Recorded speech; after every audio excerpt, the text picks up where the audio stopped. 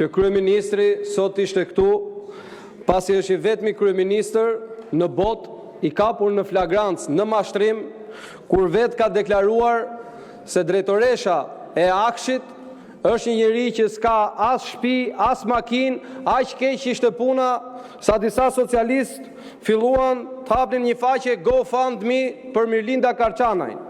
Tani Mirlinda Karçanaj na del me apartamente në zona ku shkon 5.000 euro metri katror.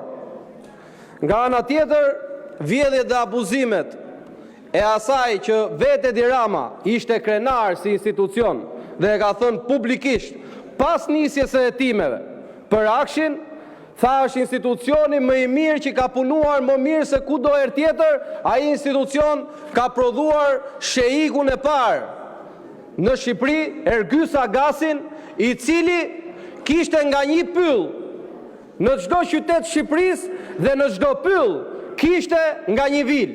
Për mos thënë pastaj për dhjetra llogari bankare miliona euroshe.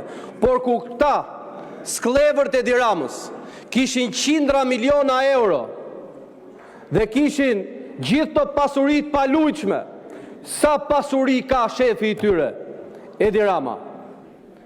Për sa i përket Europës dhe gjuhës për Shqipërinë, ka vetëm një parti këtu që e mbron Shqipërinë. Se të denoncosh krimin dhe të luftosh krimin, nuk do të thotë luftosh Shqipërinë, do të thotë të luftosh qeverinë e krimit.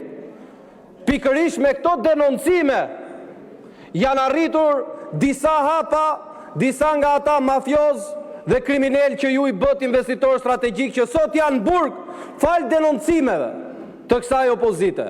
Dhe sot kryeministri duhet ishte këtu dhe të na tregonte se si i mbrojti dhe pse i mbrojti publikisht edhe pas hetimit, edhe Mirlinda Karçanajn, edhe Ergys Agasin.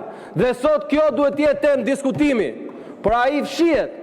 Kurse ju që flisni për Europën, shpresoj shumë mos shtohen ato kushtet.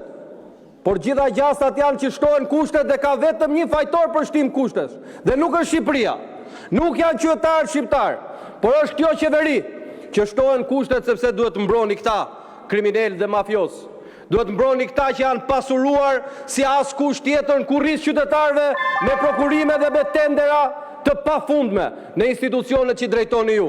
Jeni ju ata që i shtoni kushtet, jeni ju ata që bllokoni integrimin. Integrimi i Shqipërisë në BE ka vetëm një shpresë dhe ajo është largimi juaj.